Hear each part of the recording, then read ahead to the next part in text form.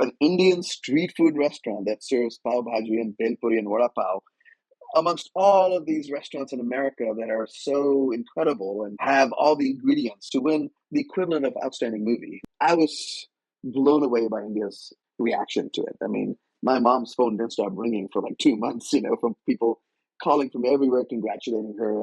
It was one more way of showing that we've arrived. Hi everyone, you're listening to the Limitless Grit Podcast. Our today's guest is the James Beard Award winner Meherwan Irani. Meherwan brought Indian street food to mainstream America.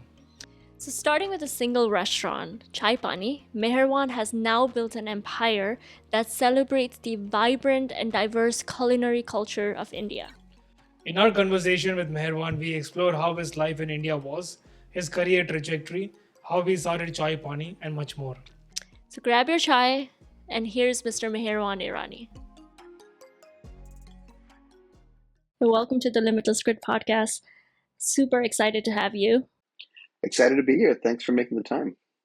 We read that your parents had like bed and breakfast at your home. So, can you share us what the experience was like? Yeah, it had a profound influence in my life because it essentially exposed me to a whole different world in Western culture and civilization, and most importantly, food that normally would never have been accessible to someone like me growing up in a small town like Ahmednagar, in Maharashtra, especially back then in the 70s and 80s, because there was just so little of that happening. But because this ashram was in my town, the Meherwan ashram, where a lot of Westerners were coming, as you mentioned, my grandmother, with the help of my parents, opened up their home because there weren't enough hotels in the area or at least of a quality that could accommodate Westerners, as we call them. So, when they did that, we slowly started seeing folks coming and staying there. And obviously, my parents had to both figure out, including me, a couple of things. The first being just how to culturally relate to, folks from a completely different part of the world. And number two was how to make the food translate, to folks from a different part of the world. So bear in mind, they weren't staying in a hotel, so this wasn't the classic traditional hotel idea of food. What they would get would be the usual, probably the chicken tikka masala, the naan, the saag paneer, but just maybe with less spices. No, they were staying in our home. So really, home cooking had to translate to a Western palate, which isn't as simple as, just put less quote-unquote masala in it.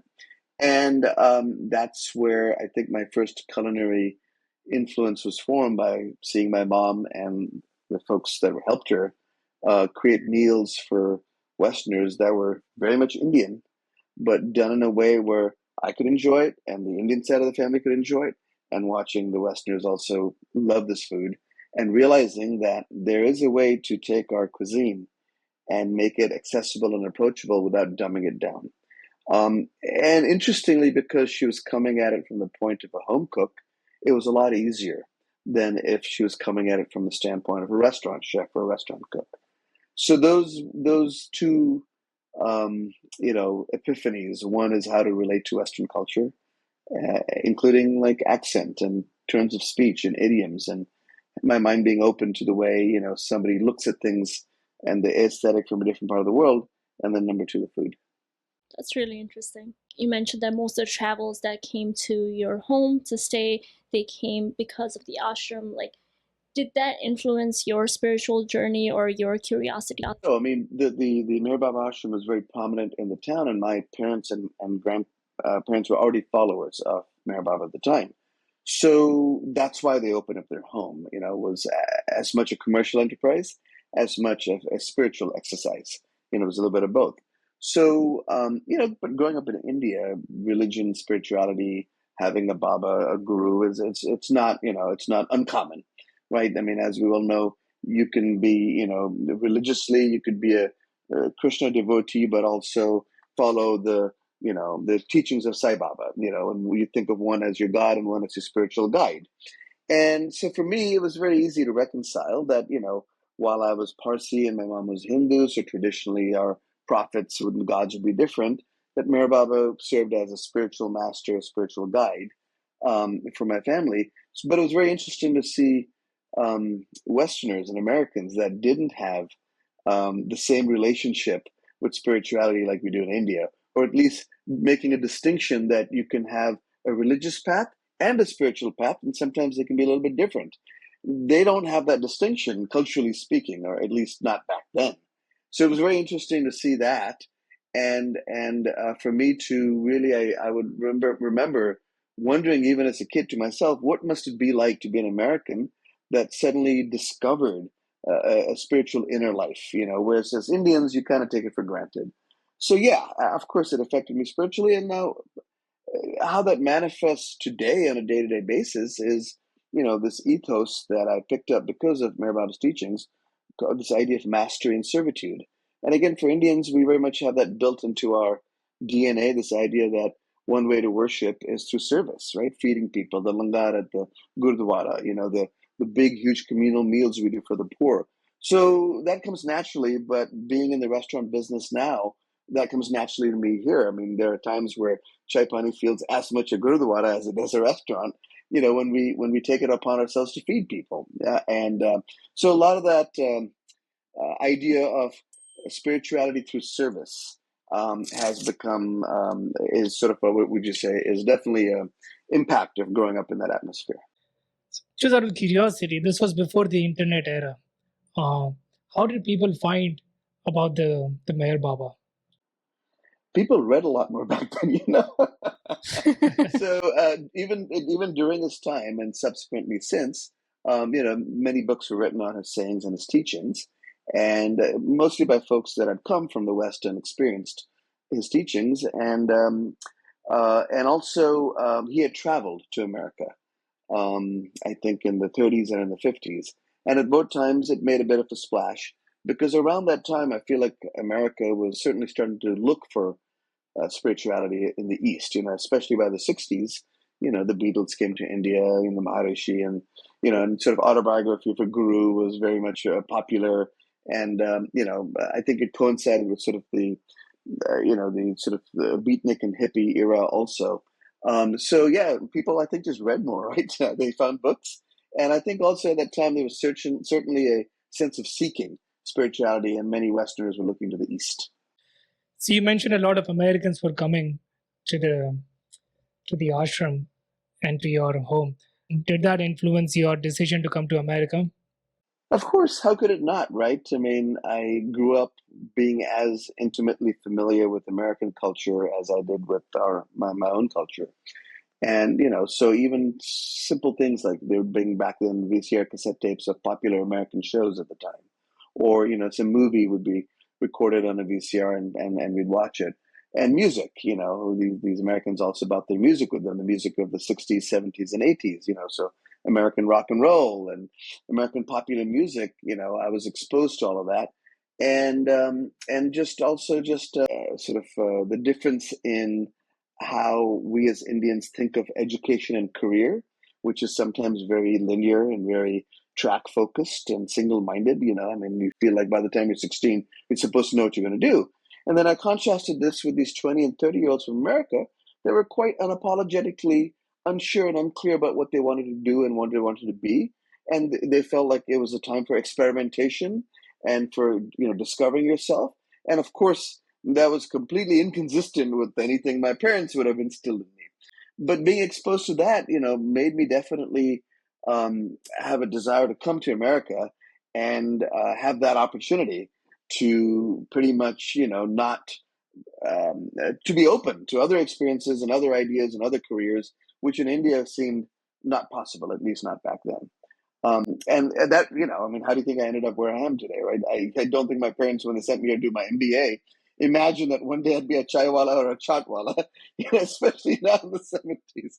So that definitely happened. I came to America, and after a couple of years of being on an MBA track, as I assimilated in the culture, started recognizing that life is more about just the A to B to Z of the career, and that it's okay to not know what you want and to be unsure of what you're going to do and where you're going to end up.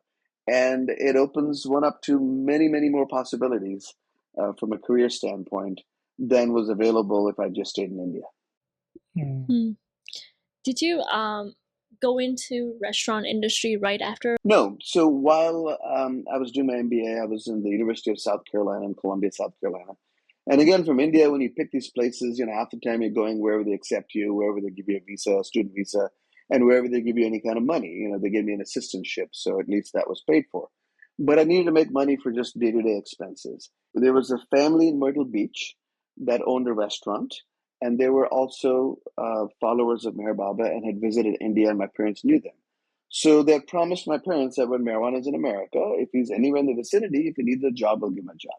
So I used to drive on weekends from Columbia to Myrtle Beach, a 3-hour drive, wait tables for 2 days, and then either late Sunday night or early Monday morning drive back to get back in time for classes.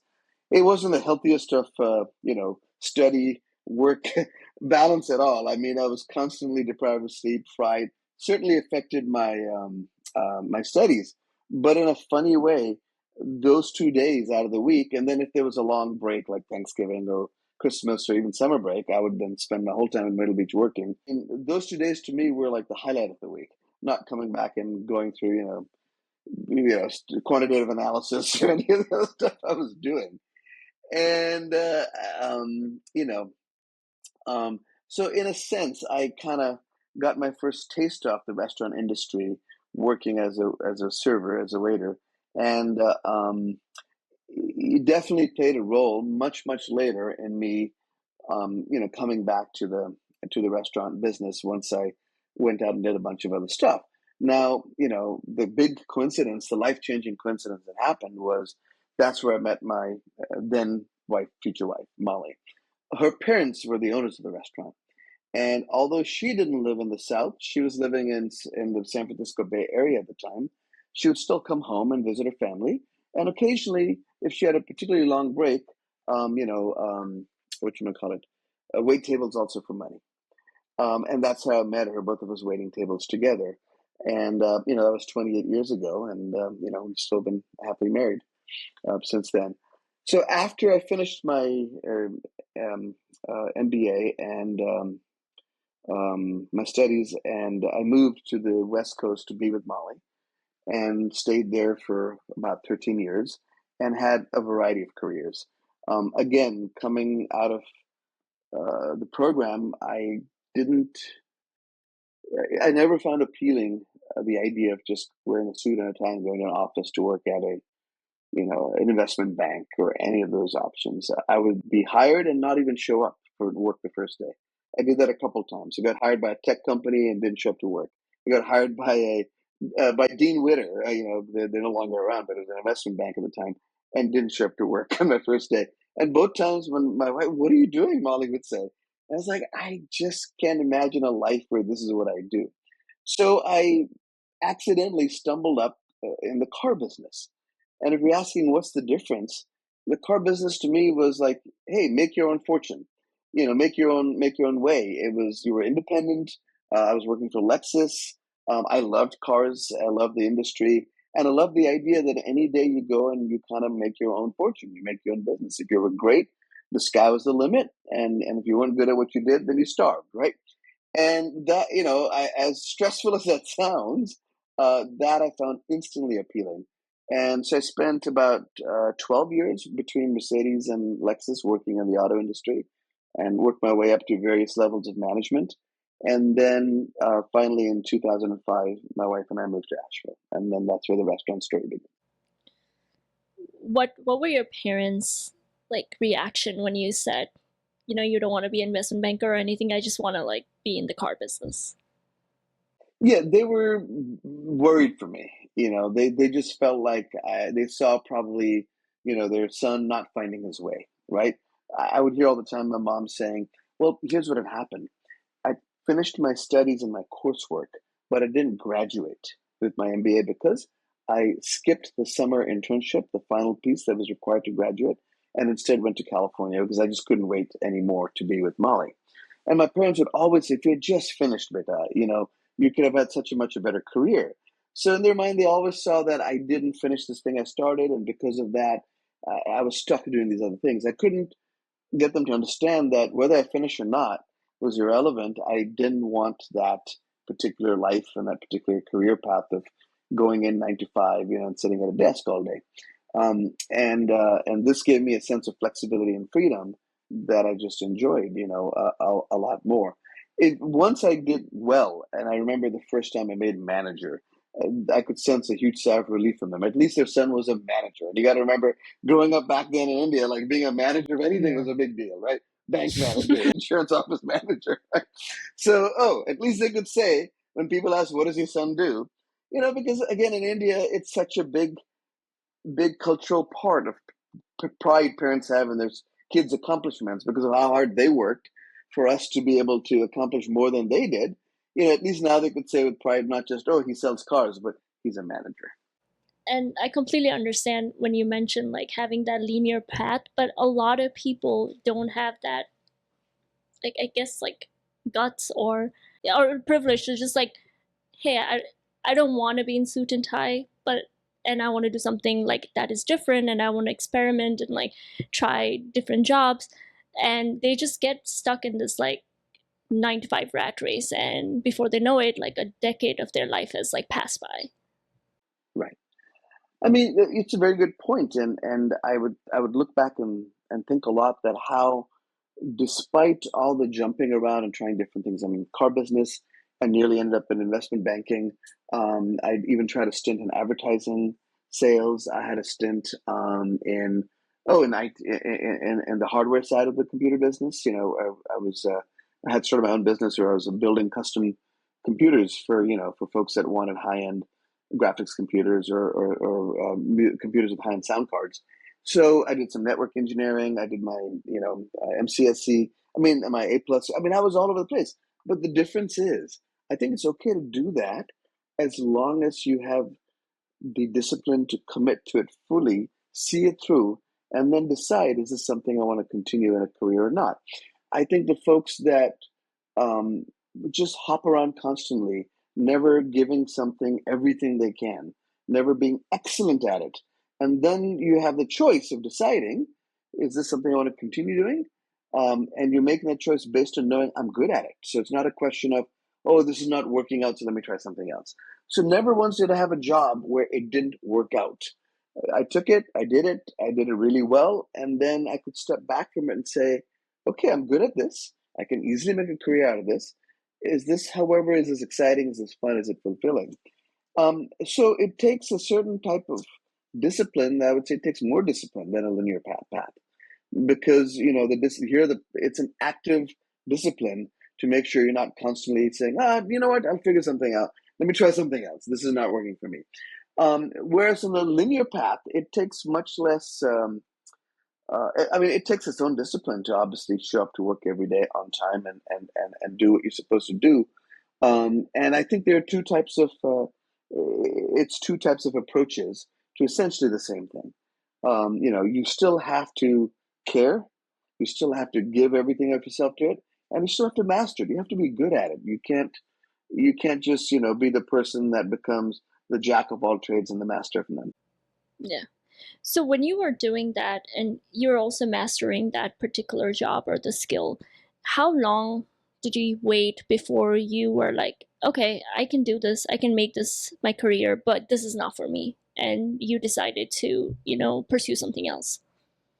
I mean, this is where it's part intention and part just life happens, right? There was a few times where I would have happily carried on if something major happened. A perfect example, up by from 2005 till 2009, I was in luxury real estate development, now in North Carolina, doing extremely well. Liked what I was doing, could see a future in it, and it was very lucrative, I mean, and at this point, I'm in my 30s, allowed me to buy my first home, and was certainly, a career path where it's like, oh, this could be enjoyable. It had a entrepreneurial side to it. I could certainly go into one day I could see myself being one developer. But then 2009 hits, the economy crashes, the largest global recession since the Great Depression hits, and real estate, the bubble burst. Especially luxury second home real estate, where what we were selling was second and third vacation homes for folks, that were in the multiple millions of dollars, with private golf club memberships and airstrips and all that. So so sometimes life happens and you just have to pivot and figure out, okay, this door just closed. What can I do next? And sometimes it's intentional, where, for example, when I was doing sort of hardware-based tech, building computers and all that, I just realized that um, the part of the job that was enjoyable was more, trying to figure out what it is that the client wants, and in terms of their needs, in terms of whether it's graphic design or in terms of their musicians, and actually building the dang things was just, that wasn't fun, right? And that if I couldn't scale that, then I'd be stuck spending more time doing that than actually the part of the job that I enjoyed. And it just seemed like I couldn't find a way out of that, getting stuck in that. And I said, all right, well, then maybe this doesn't make sense as investing more time into doing this. So I think you have to, what's that old saying? Don't have plans, have goals. And if your goal is to end up in doing something that every day you wake up, you're excited about, you look forward to it, you're growing, that you, are able to provide for your family, whatever it is, there's many ways to get there. So you can certainly make some plans. Well, let me try this, let me try that. But sometimes life has a way of derailing your plans. But if the goal doesn't change, then you'll come up with a new set of plans to how to get there. And even in the restaurant business right now, I constantly am in a position, said, okay, well, our goal is to do this, or open this restaurant in this market, but our plan just fell through because this piece of real estate we're looking at didn't come available in the neighborhood we want.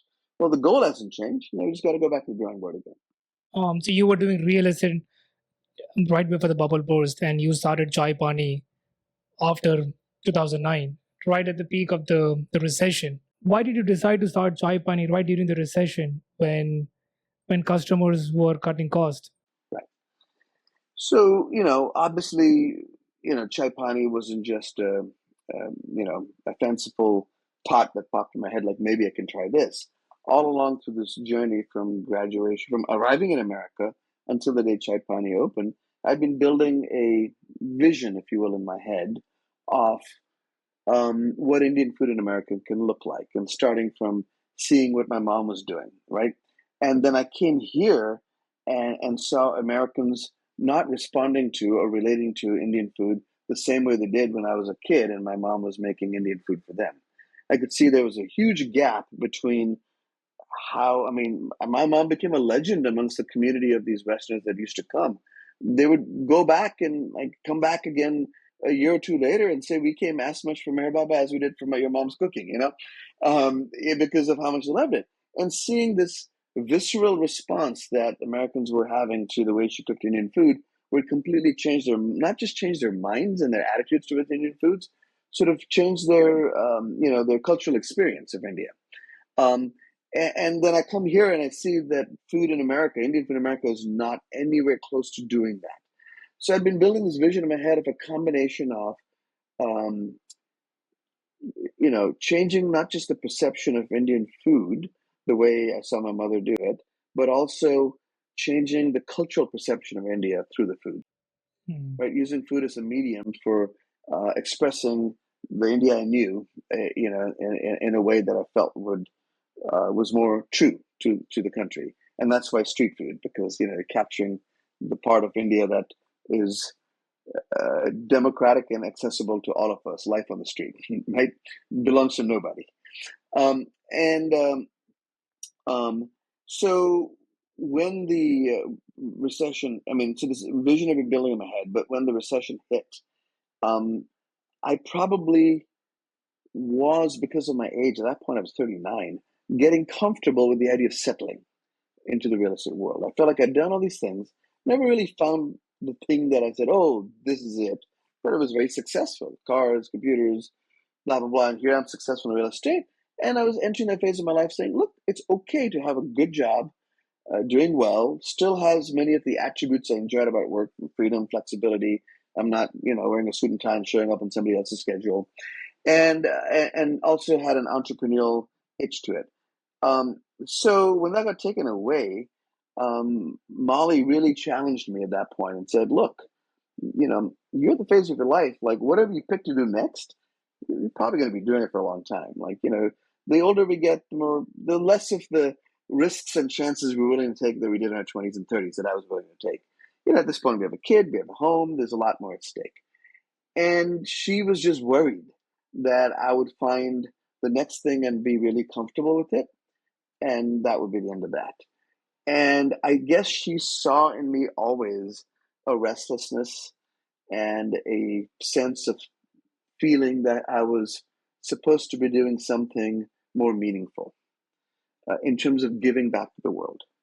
And again, that comes from my spiritual background and this constant sense that I have that a true spiritual path is one in which you do meaningful things that give back to everybody around you. And she said, if you could capture that in a business or a job or a career, what would that be? And I think I involuntarily said, well, probably something to do with food, but think of how unrealistic that is. And she said, is it? I mean, you're at the precipice of, this sort of financial catastrophe. If things were going well, you would never change anything. Too risky. But now that things are falling apart, what risk is there in trying something completely different? And of course, she was absolutely right. And that would be my best piece of advice to someone. Every now and then you give it an opportunity to where something that seemed extremely risky to do, but something you want to do, is no longer risky because the landscape has completely changed. So, and she was absolutely right. I'm like, yeah, that's true. I mean, like what risk is there in doing something the career I'm in is already falling apart by the minute? So let's do this thing. And that's why the timing of Chai Pani opening. And when I thought about it, to your point, I did really think about if I'm opening a restaurant now, given the current economic climate, what kind of restaurant should it be? And I remember reading an article that, that in the middle of this recession, McDonald's profits were sky high and the revenues were sky high, which made sense. Folks were on a tighter budget, all the way down the socioeconomic chain. So everybody was eating one step down, Chipotles were getting busier and McDonald's were getting busier, while things that seemed, frivolous or, we're having a harder time.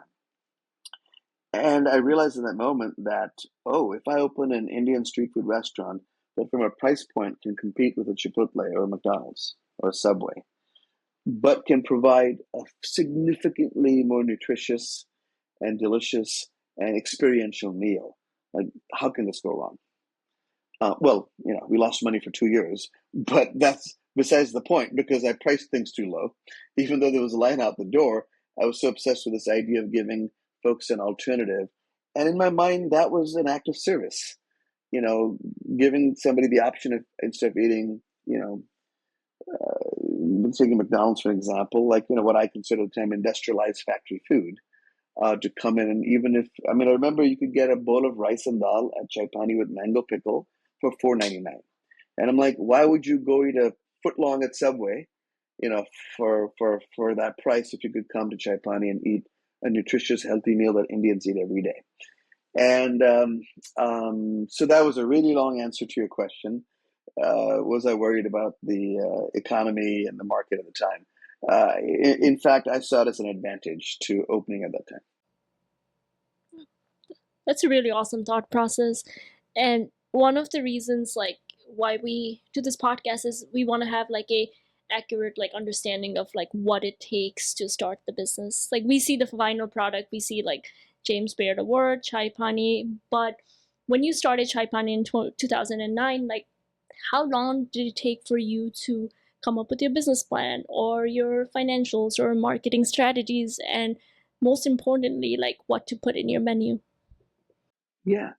My MBA kicked in and I realized that I can't just open a restaurant, that surely there's a plan, so I started studying the business first, even though I had this idea of Chai Pani, and everywhere I looked, it seemed like for the most part, at least in the genre that I was looking at, the sort of semi-casual, mom and pop type business, that nobody seemed to have a plan, right? It was just hit or miss. Here's what it seemed like to me, that somebody had an idea for, I want to do this, I want to do that. Maybe they went to culinary school, maybe they worked in another restaurant, They had a vision in their head of some, some concept that they wanted to do or the kind of food they wanted to put on the plate. And their success or failure seemed very arbitrary to me. Just seemed random, seemed like luck. Like, they maybe hit the right location or the right moment for which people were excited and interested in whatever it is, cookies or Mediterranean cuisine or another Italian or and either that or it seemed formulaic. Like, oh, let's just buy a franchise, a Subway franchise, a Denny's franchise, And so I sat down and did a lot of research and came up with my best understanding of what it is that makes restaurants successful and what is it that makes them fail. And the one that stuck with me the most was, regardless of what you're opening, it is really important that people have a clear idea of what it is that your restaurant does. Look at it this way. How many modern American restaurants are there where if you try describing the food, you have a hard time? Mm-hmm. We used to, oh, it's farm to table. It's whereas if you're describing a Chinese restaurant, it takes you no time. It's Chinese, it's Mexican, it's barbecue, it's Italian. Those restaurants that have usually an ethnicity to them, everybody understands what they are. But the minute you start getting into some complicated vision, it's harder. Not to say that you can't pull it off. I mean, how do you describe a restaurant like 11 Madison to somebody or Nova? You have to use like 400 words. And yet, of course, they're successful, but those are the exceptions. I mean, for every one 11 Madison, Noma, or any one restaurant of its caliber, there's 100 to 1,000 that failed and didn't make it and just went out of business. And you're like, well, what happened to that place? Oh, it was a modern American restaurant. Now it's on there. But I swear to God, you go to a strip mall and that Chinese restaurant has been there for 40 years. Right? That is so It's true. just always there. Yes. There was this epiphany I had that, there's a lot to be said for people clearly understanding what it is that you do. Don't complicate it. So my restaurant was Chai Pani, and every time you see the name Chai Pani, below it says Indian street food. And I figured even if people are not sure what Indian street food is, they know it's Indian and they know street food and they'll put two and two together. There was things like that I spent a lot of time thinking about. And then I took my business plan and I went to my bank, and I said, I'm looking for a loan. And of course, they laughed all the way, to Timbuktu and back. Bank after bank, lender after lender, small business administration, local credit unions, business incubators, they all were saying, we're not lending money right now. Our lending guidelines are just essentially handcuffed us. And besides, we can't lend to a restaurant. You have no assets. You have no, this is the failure rate is, 50% or more. We can't do it. So I had to raise money from friends and family by writing an open letter to everybody I knew that was in my Rolodex and say, we're doing this thing. We're opening a restaurant. I didn't address it to any one particular person because I don't want to put that pressure on anybody feeling obligated that they have, because of a relationship. It was literally an open letter. Now, today they'd call it crowdfunding, right? But back then it was friend funding.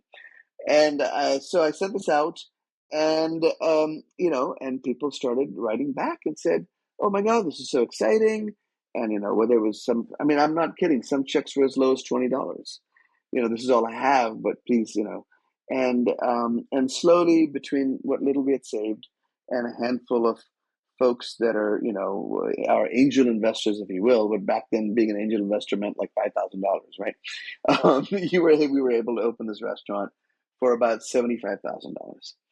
And very quickly realized that no matter how well I'd planned, all of those plans went out the window the minute the doors opened and our first customer walked in.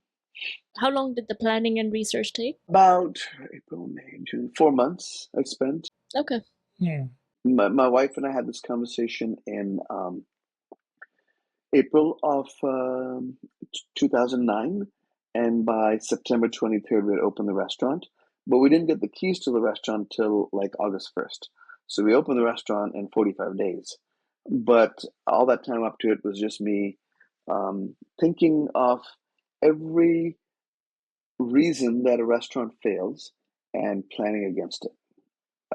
Mitigating. I mean, just now today you call it risk mitigation, but this wasn't risk mitigation from the standpoint of, oh, well, this is going to happen, so we need to make sure we have this. I would always go, but why does this happen? And is there a way to open a restaurant or to think through things where it just doesn't happen? Then you don't have to mitigate the risk of it. You just set up, you set up a foundation to where this thing just doesn't happen to us as much as I could. And the more time I spend looking at, well, why do restaurants, fail? 50% of them fail in 5 years. Why do customers not understand, XYZ? More often than not, it was just a lack of sitting and really just thinking it through. Most of them were just doing what they saw everybody else doing. We go to restaurants, we see what they do, I can do it. I mean, I'll say one funny thing. There are very few enterprises or fields of business in the world where the average person in the street feels completely qualified to come in and give you an advice on how to do it. But in the restaurant business, everybody feels qualified to come in and tell you how you Yes. should do it. Yep, I'm sure. So how long did it take for you to drop the menu? What was the process like? It happened, I think I started at 11 p.m. on the night I had the idea for Chai Pani. And I think by 2 a.m. I had the menu more or less written. And I'm saying at least 70% of the menu today is basically what I sat up in bed and wrote. Because, I mean, I wasn't inventing dishes. I was thinking back to the things that I loved about the street food of India, that in my mind, having spent all this time, growing up with and around Americans and then being in America, in my mind that would translate. That Americans, if they were just given a chance to take one bite, would go, where has this been my whole life? And and it wasn't the usual suspects. It wasn't obviously naan and butter chicken and saag paneer. It was vada pav. It was aloo tikki chole. It was bhel puri. It was, uttapam. I mean, I wanted to do dosas because I knew people would freak out over dosas, but we didn't have room to make dosas. So the only reason we do uttapam, and 13 years later still do uttapam, is because we didn't have room to do dosas, so that we did uttapam, and people loved it, and and we still do that. Um, and um, and on and on and on. So it was very quick. The hard part was, okay, so I want to do vada pav, and I want to make the best vada pav compared to what I had in India. Well, but in India, that vada pav guy has been doing it for 20 years, and his father probably before him was doing it, and that's all he does, right? And the bhelpuri guy just does bhelpuri. I mean, at most, somebody might do two or three things that are related, bhelpuri, papdi chaat, and maybe something else, right? And here's this guy who wants to do things as diverse as an uttapam on one side and a vada pav on the other, from parts of the country that are completely unrelated. And then, for good measure, let's also do a thali because, give Americans something they're familiar with. Go ahead and put the butter chicken on there and the saag paneer. So I have this hodgepodge of restaurant dishes, street food, ghar ka khana, like my mom's just plain dal, not dal makhani or dal fry or just dal, like, yeah, and then Parsi dishes that again nobody had ever heard of, your keema pao and things like that, and so that was the challenge, not coming up with the menu. Mm. So wait, how did you train yourself to make all these dishes? Well, the good news is that there was no culinary school that teaches you the street food of India. I can't go to, the Oberoi or Tata School of making street food, or in America, the Culinary Institute of America, or Johnson and Wales, or Le Cordon Bleu, right? So I had to do what the street wallahs do, right? They essentially have a innate sense of a flavor profile that is appealing to as many people as possible. Right? The vada pav guy has to make sure that the Hindu, the Muslim, the Christian, the Jew, the Gujarati, the Marwadi, the Punjabi, the Bengali, all are going to enjoy this dish. So it has to have universal appeal, and of course, has to win on flavor, because if you don't, there's another vada pav guy 5 minutes down the road, and another one 5 minutes after him, and another one 5 minutes after him. So to be the best, you have to win on the appeal, universal appeal, and taste. And that was my approach to every dish. And it was as simple as, okay, let me think of the best bhel puri I ever had. What was so special about it? If I had to go back to India and eat it 5 years in a row back to back, I would do that and recreate it. And don't worry about the rules, because at least with street food, nobody's saying, "Arey, but bhel puri should always be done this way." Thankfully, none of that exists. Whereas in restaurant and cooking at home and traditional regional cooking, you'll have critics of every variety saying, "No, no, no, no, no, it should be this way, it should be that way."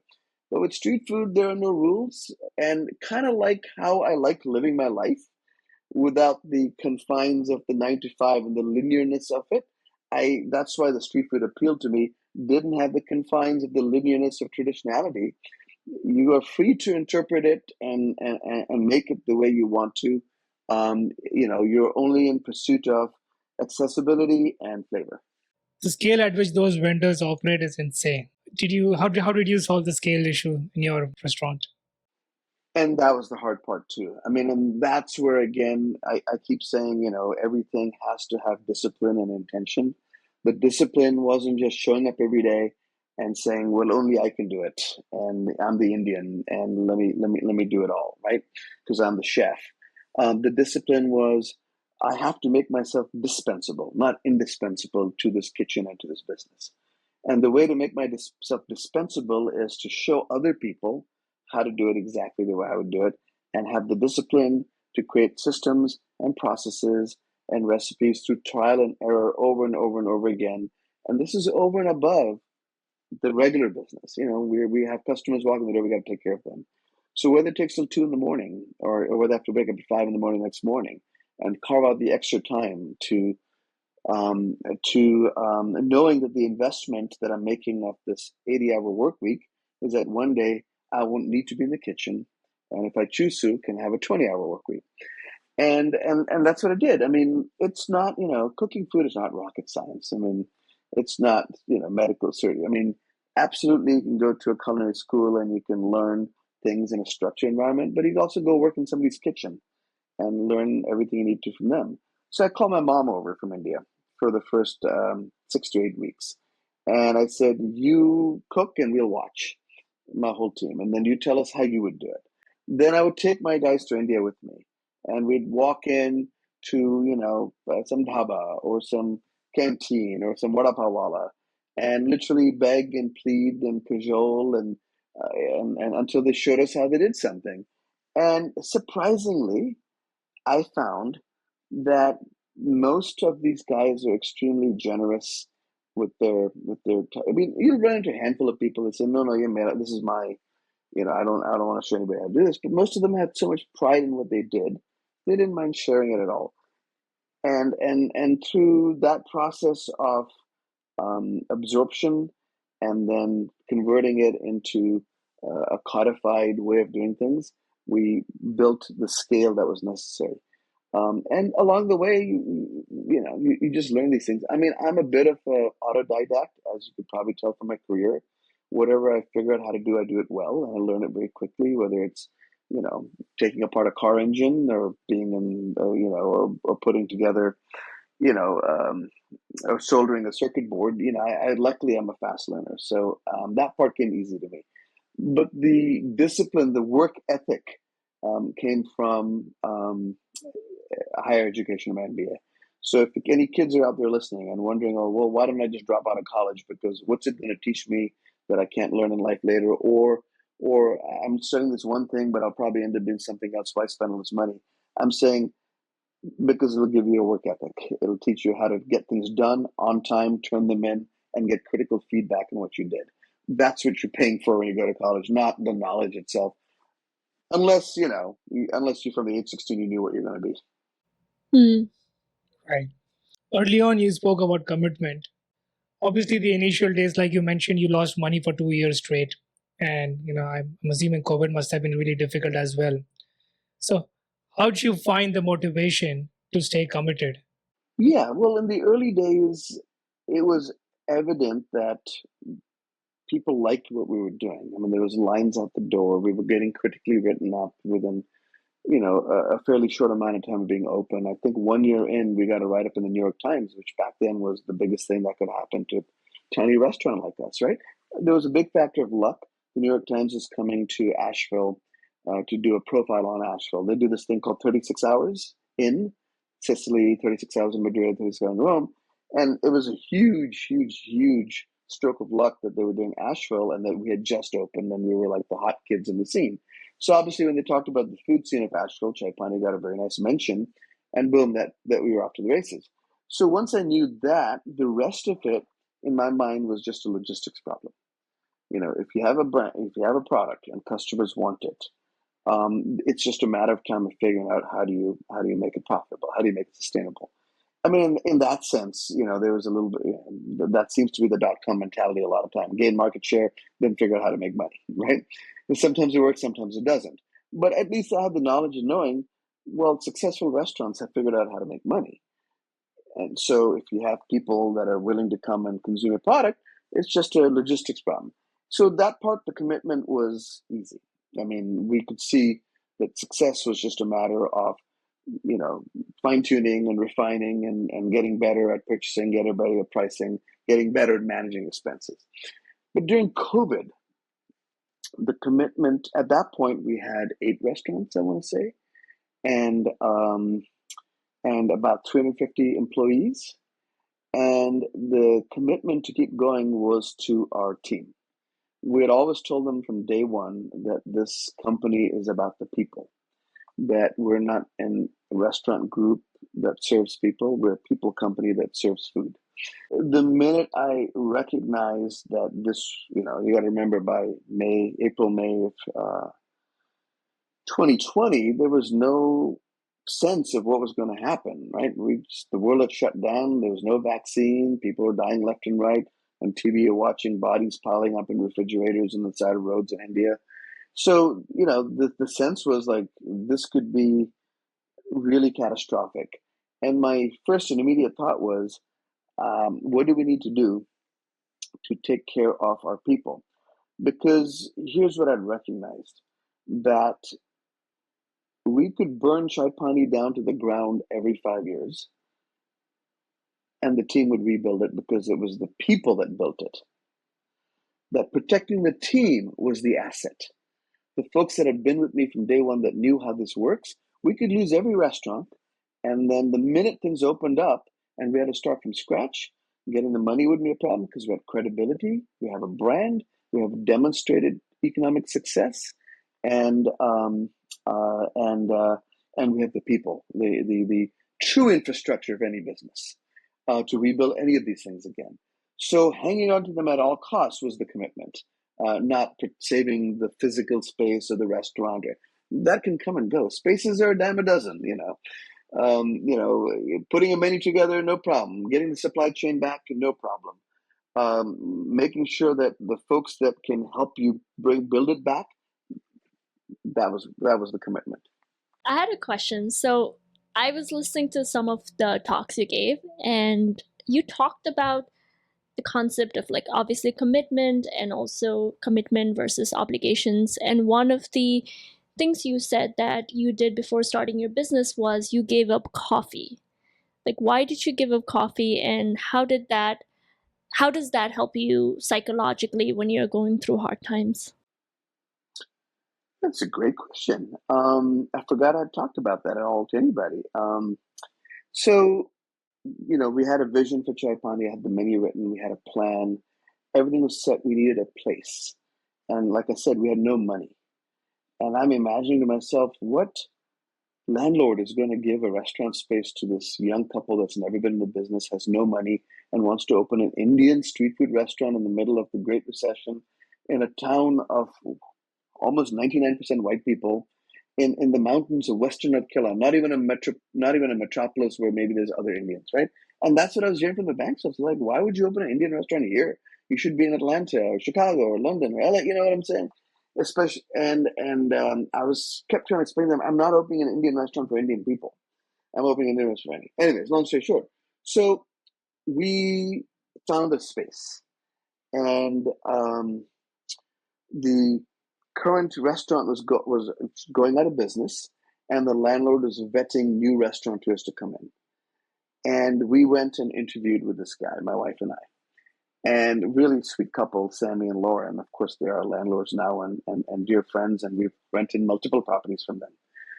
But at the time, they're, asking Molly and I very normal questions, how much money do you have? We're like, well, nothing yet, but how much experience do you have? Well, not quite, all the very normal questions that anybody should ask if they're doing diligence. And Molly and I did our best. We answered the questions. I had a business plan. I turned it in. I remember even asking them, have you ever had Indian food? And one of them hadn't, and the other one had it once and wasn't particularly their style of cuisine, right? And we leave, and I'm thinking to myself, oh, and the setup was perfect, as in, if we could get them, we could afford it because it was already an existing restaurant. The rent was cheap. The guy that was leaving everything behind, so we wouldn't have to spend a fortune on, and we had a limited budget. We had $70,000. And I'm still in the real estate, working for this one real estate company. And I remember thinking to myself, like, I really need to get this, this restaurant's everything. If we don't get it, this whole plan may fall apart. Now, in India, we have a tradition, and you're probably familiar with this, of giving up certain things. And usually it's food related. Like when my grandfather passed away, my grandmother stopped eating meat in honor of his memory, and we do this a lot. And I'm spiritual, but I'm not a big rites, rituals kind of guy, right? I always slightly would not mock, but, make fun of my, especially my Orthodox family's, sort of religious, superstitions and rituals and rites as I saw them. And I used to always basically make fun. I said, do you think God's going to care whether you eat apples or not, or eat meat or not, right? But for some reason, it just hit me that I should give up something. Not as an exchange, not as a one for one, but as a sign of my commitment to this idea and this vision and how much it meant to me. So I, basically in the moment, well, first I wanted to give up like something that I would never miss. I said, oh, I'll give up eating pineapple. And because I'm saying I'll never miss giving up pineapple. When's the last time you woke up and said, I wish I could eat pineapple, right? So I said that. And then it occurred to me, well, that's actually not how it works. If you're going to give up something, it has to have something that every day you're reminded of it. Because that's a true sacrifice. You're reminded of it every day. And I was a coffee fiend. Fiend means like I was obsessed. I had, even back then, my own espresso machine at home. I mean, this is well before, all the coffee nerds out there today nerding on coffee. I was nerding out back then. And so I gave up coffee, and we got the place, and, it's a whole story of how that happened. But to answer your question, every day, my Molly wakes up in the morning. She herself is a coffee gourmand. We've got a beautiful, very expensive German coffee espresso situation that she makes every morning. It's a ritual for her. She loves it. And every morning I smell it, I'm reminded that I made a commitment that doesn't matter to anybody in the world. It's not a health. It's not like giving up alcohol or drugs, because of the impact it has on other people's lives as well as mine. It's purely a commitment based on just the value of making a commitment. That if tomorrow I start drinking coffee, what's going to change? Nothing, right? I mean, even if it's a purely superstitious belief, nothing's going to change. But the fact that I take it as seriously as I do, and not a drop is not just coffee as the beverage, but anything with coffee in it, coffee cake, coffee flavoring, coffee rub. It's what I'm giving up is the desire for that taste of coffee, and it's a daily reminder of the power of commitment, and I love it. It's a very important and meaningful thing to me, not on a spiritual level. It is on a spiritual level, but more in a reminder that life is, life involves making commitments, and sticking to those commitments is, um, in my mind, as important a human attribute as anything, as integrity, as love, as you know. So yeah, that's what giving up coffee means to me, and the daily reminder. Oh, I can't. It's like that's I think that's the punishment, if you will. That's the sacrifice. Is the daily. It's not like I give up something that I don't remember. I give up something everywhere I go. Oh yeah, can't have coffee. That is a How, sacrifice. how do you stay disciplined and how do you push the urge, especially when your wife makes this fantastic coffee in the morning and the smell? I mean, I guess that's the inner strength that we just all have to. I mean, I feel the same way. How does somebody wake up 5 o'clock every morning and run or exercise, or um, a mother wakes up every morning and just to care for a child. It's not a question of whether you want to or don't want to. You just have to. And I think, to me, commitment and discipline, when I take it out of the realm of a personal choice and turn it into, this is not a choice, this is just what it is. Maybe it's a mental thing that I have to do with myself to do that, but I've always found, that part's come easy to me. I will say, I will give my father credit for that. My dad is blind, and being blind, he has to live by a set of disciplines of precise path, precise, keeping things exactly where they are so you can find them.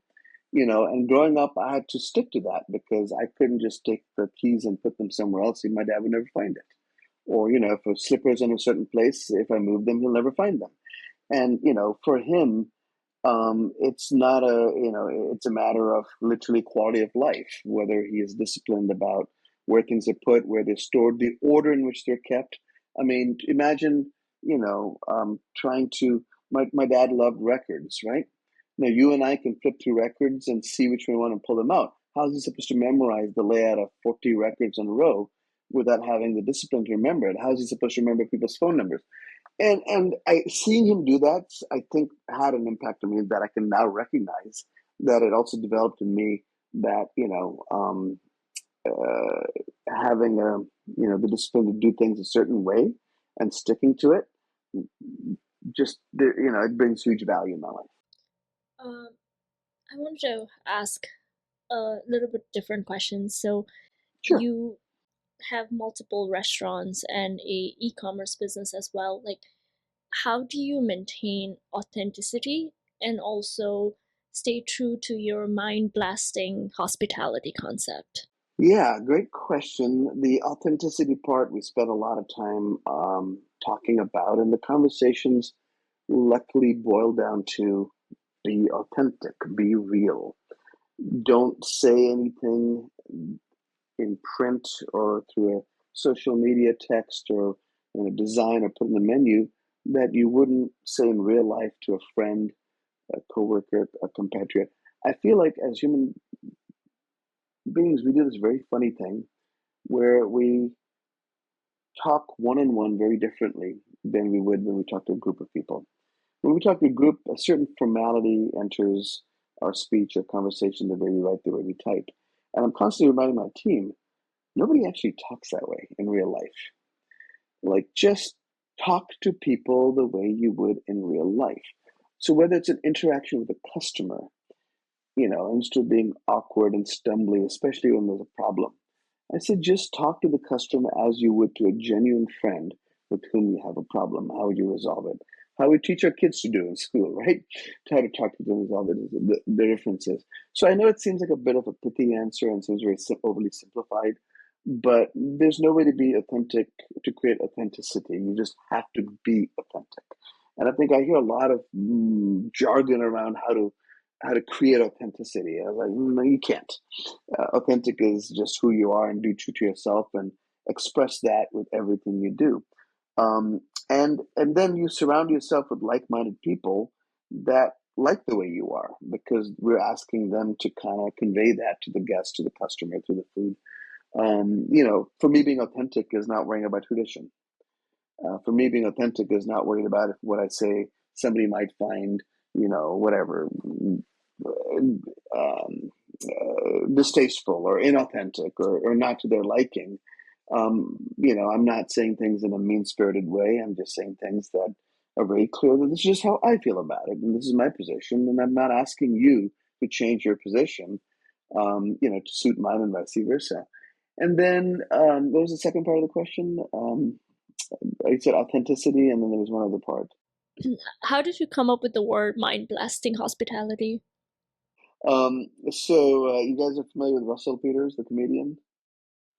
Maybe, yeah. So he's the comedian. So I saw a clip where he was talking about the first time he gave a show in India. And, up till now, his comedy shows have been in America, and the humor translates well because he's pointing out the humor of the Indian diaspora or the Chinese diaspora in America and all the humorous situations that come about, the accents, this, that, the other. So he's describing that he got a little nervous about doing a show in India. Will the Indians in India get it? Will they understand, will they be offended by his comedy routine, right? Making fun of accents and people's names and all that stuff. And of course, the show was this huge hit. So he's saying that after the show, this guy comes up to him and says, Russell, you are mind blasting. Russell says that, you mean mind blowing?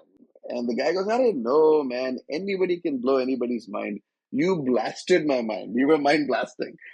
And I was looking for a funny way to tell our staff that we want to not just blow people's minds, which we kind of actually, want to go take it to the next level. And what did I mean by that? What occurred to me, as I sat, and like I said, I would sit and think about all the problems of the restaurant business all the time, and instead of trying to risk mitigate it, say, how do you just not even have that problem?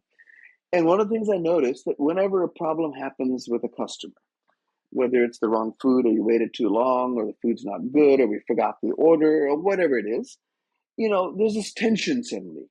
The customer gets tense because now they have to say something and they don't want to be, come off as being a jerk. And, and customers do different things. Some people will say, don't say anything, let it go. What do you care? Just let it go, right?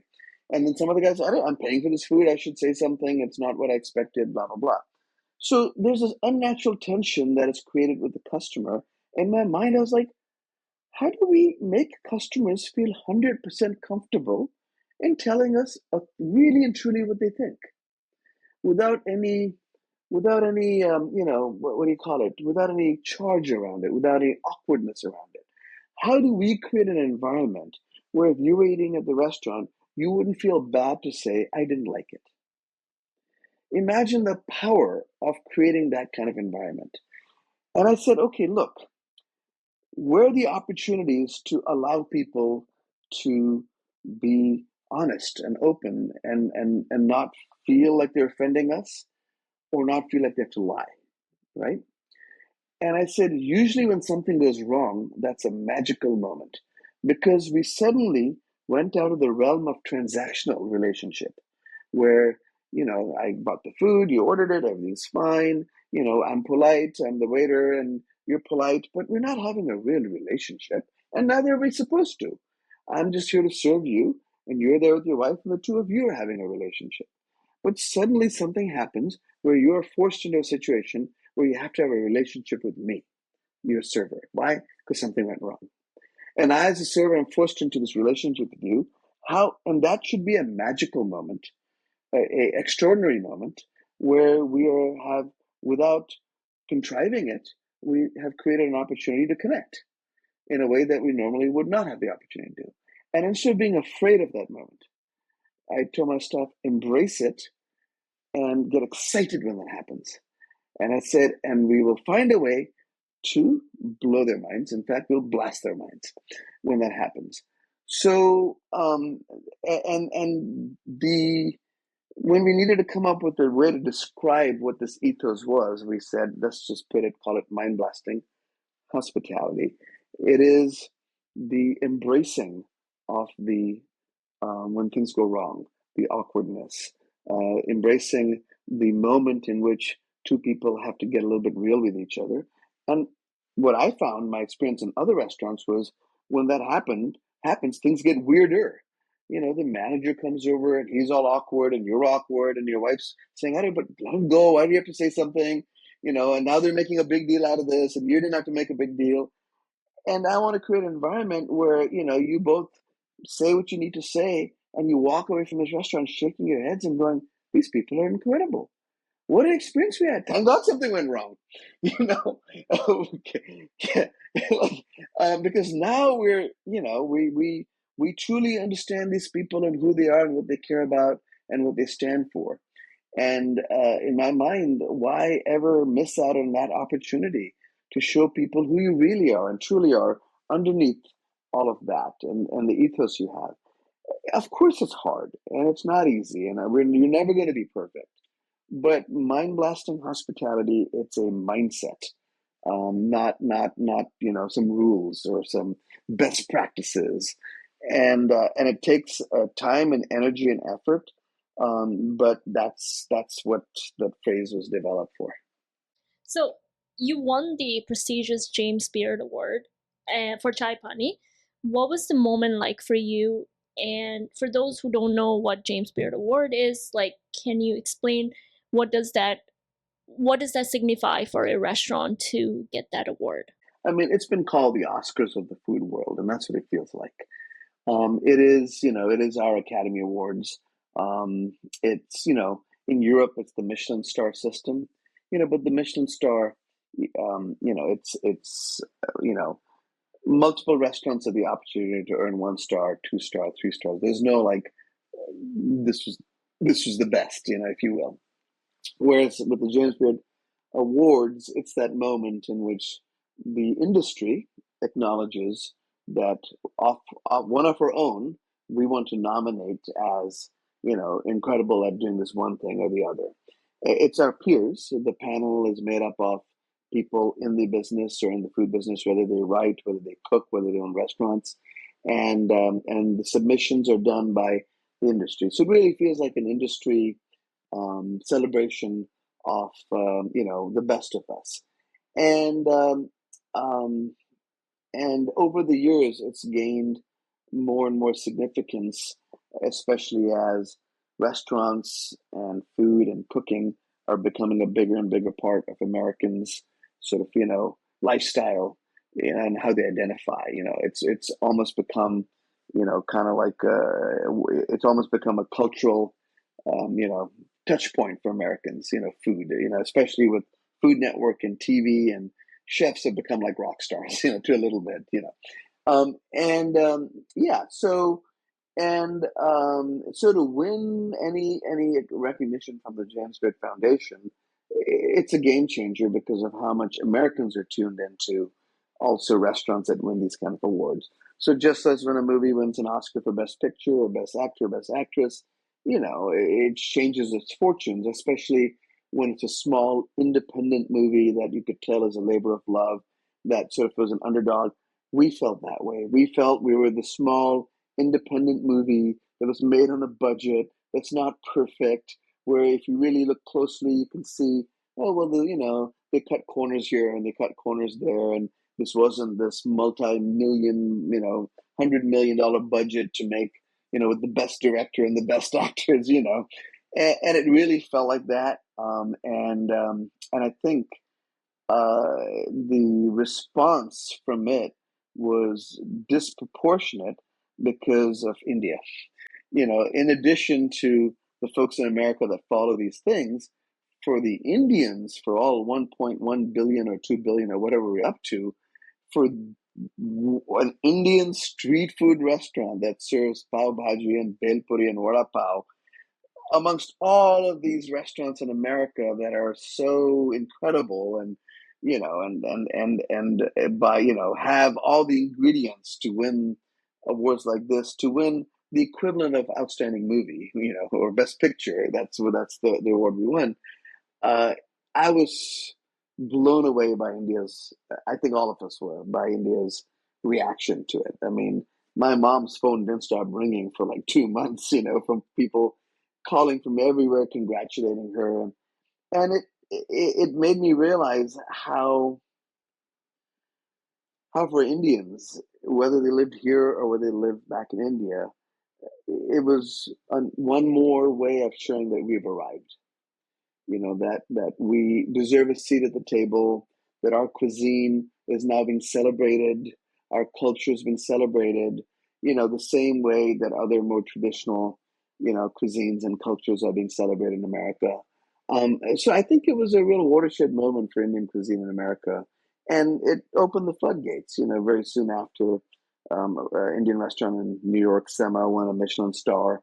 The first Indian restaurant in America to win a Michelin star, and more I see um, young up and coming Indian chefs doing remarkable things. It's as if they've been given both the permission and the credibility to really go for it, if you will, to open concepts that 10 years ago we just never saw in America. Whether it's Pija Palace out in LA, or my friend Sam For's opening a Sri Lankan restaurant in Kentucky. We're seeing a real moment where I think we'll look back at this time and say this is when Indian cuisine came into its own in America. And I also think this is going to have an impact on Indian cuisine in India, where families are letting their young children say, okay, you know what? Go to culinary school if this is what you really want to do. Go to hotel management school. That this is no longer why would you do that? This is like, oh, this is something you can be proud of, and it can be an accomplishment, and you can be celebrated no differently than if you were a heart doctor or a cardiologist or, or started a software company. Are you planning to open one in New York? Because I really want to try it, and we were thinking might even travel there to try the food. Well, yeah, I mean, come to Atlanta because then you can experience a couple of our concepts, both Chai Pani and Botiwala are in Atlanta, um, and also Asheville is just a madhouse just to get in and out. Just is so stressful right now for anybody because it's so busy. But yeah, we are expanding our restaurants, but I'm doing it in a very intentional way. Going back to the beginning of our conversation, where when we open a restaurant somewhere, the number one criteria is how can we be of service to that community? Not just by opening a restaurant and serving food, but can we make an impact where the community is better off because we open there? Whether we give back, whether we, provide employment, whether we create a gathering place for people to feel safe to come in, and whether we create a change in the way our cuisine is perceived, those all matter to me equally as much. So, whether we end up in New York or not, or where we end up in New York will depend a lot on what do we have to contribute? What do we have to give? I love the names that you have: Chai Pani, Potiwala. Because there used to be MG Road. I grew up in India, so there are the multiple meanings of Chai Pani. For those who don't know what Chai Pani is, can you explain? Of course. I mean, technically, chai means chai, the drink, tea, and pani is water. And but together in India, as you know, it signifies so much more for us. I always think of it having three primary meanings. The number one is hospitality. Whenever you go to someone's house, someone's mom is going to come out with a tray and ask, chai pani and little namkeen, little snacks to go with it, right? So in my mind, there's always that hospitality sense to it, with offering some guests, tea and water. Then there's the small, the way we Indians love to eat. Our street food scene. The little chai pani out on the street. It's not quite lunch. It's not quite dinner. It's not quite a meal. It's this other than experience of food that is a big part of our culture. I mean, it's sort of like, to me, chai. Going out for chai pani is part of the social fabric of India. Your friendships. I mean, I can't tell you how many times in college at 2 o'clock in the morning I'm at the railway station because that's the only place where you can still get chai. That late at night, and sitting there, drinking chai, and maybe the samosa guy is still selling samosas, and to me, that chai pani it's not just eating on the street, but it's sort of how we as a society you know, sort of integrate with each other outside of the home. And then the last, of course, is, the Chai Pani, the little bribes, because, all of India runs on, I mean, you can almost think of them as tips. So when you say bribes, it sounds more sinister. But, there's the big Chai Pani. We all know that, where the politicians get bribed, right? But that's not even fair to call it Chai Pani.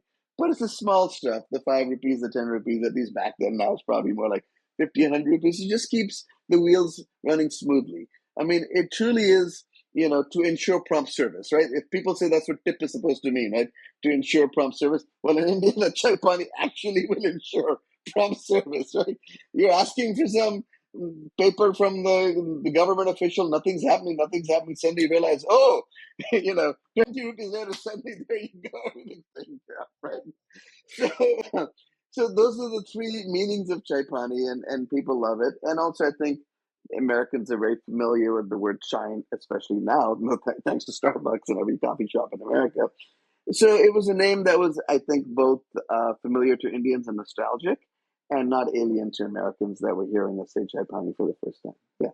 And then the Walla part, like we all know, Walla is a guy that does something.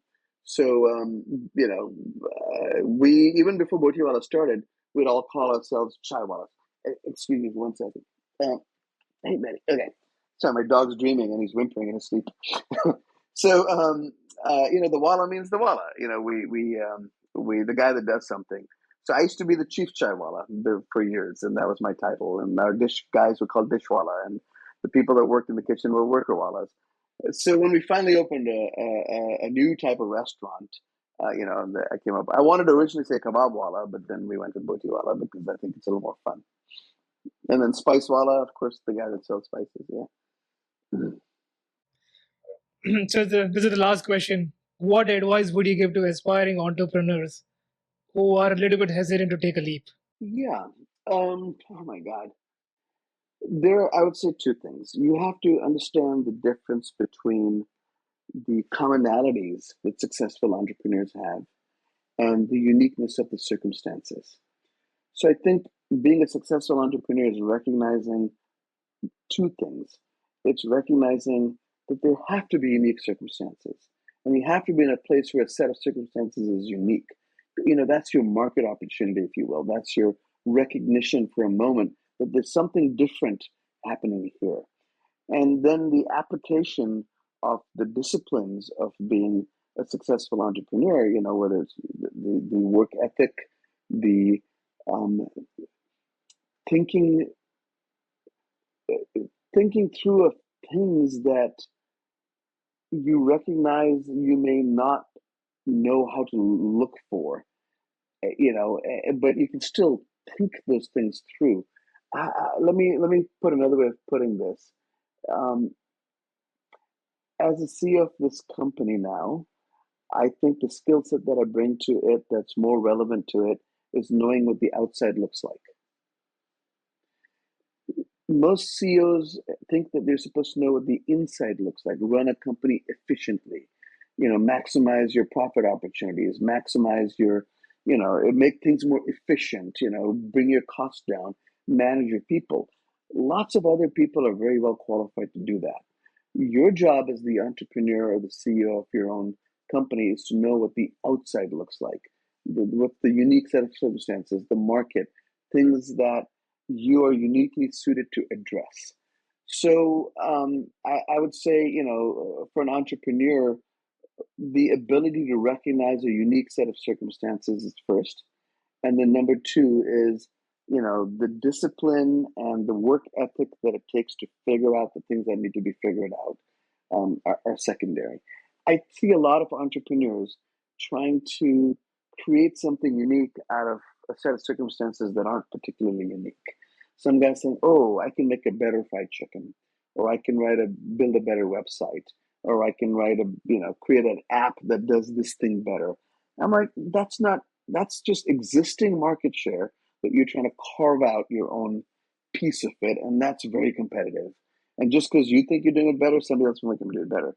But every now and then, something's going to come along where you go, "Oh, this is completely different and completely new." And knowing how to recognize that is the number one skill of successful entrepreneurs. Um, and then, I mean, somebody can certainly make a very good living just, trying to do something incrementally better, and I don't think that's an entrepreneur to me. I think that's just a tinkerer, somebody that tinkers with something, makes a better version of it, and then brings that up to market. And usually that advantage that you have from doing it something slightly better is temporary. And those entrepreneurs will then move on to the next thing to tinker with, and the next thing to tinker with. And you can make a perfectly good living doing that. I know a lot of people that have been very successful doing 5 completely different things, and each time they did it, they made money. For me, I want to build something that has a legacy that folks can look back on and say, after this happened, things were different. Now somebody else is going to come along and tinker with my idea, of Indian street food or spices. So in a sense, I will say Chai Pani was the unique thing that I did. Spicewala, I'm just tinkering. Spices have been around forever. I'm just incrementally adding my own little flavor profile to it, my little this, my little that to it. I'm just doing incremental improvements. And as the kind of business that somebody else in a year could come along and say, I can put it in a tin and I can have great branding and I can reach out and do collaborations. But nobody can nobody can recreate exactly what I did with Chai Pani and how I built it and where I got it to do today. And understanding that, I would argue, is for me essential to a successful and wonderful and interesting and purposeful entrepreneurial journey. Yeah. Well, that was wonderful. I feel like I got like a mini session in terms of like MBA class and like how business works, how to start business. This is amazing. It was very, very helpful. Thank you. I really appreciate the time. As you can tell, I apparently love talking, so this was a pleasure for me also. One thing that we want to personally thank you about is, like you mentioned earlier, opening the floodgates for a lot of young chefs who want to experiment with their own cultural cuisines. Yeah. And also, and something that we're proud of, something we grew up eating, but we can take our friends here and be like, hey, this is what we have, and them appreciating it as well. I love that you said that. That was one of the things that meant the most to me was when I hear, young people, folks my daughter's age that are Indian say that Chai Pani was the first time they felt proud to take their friends to a restaurant. Because of the cultural experience and the food, they were excited. Like, look, we are cool too. Our food is delicious too. We're not just. So thank you for sharing that. That really means a lot. I appreciate it. Thank you. Thank you very much. बहुत अच्छा लगा आपसे बात करके.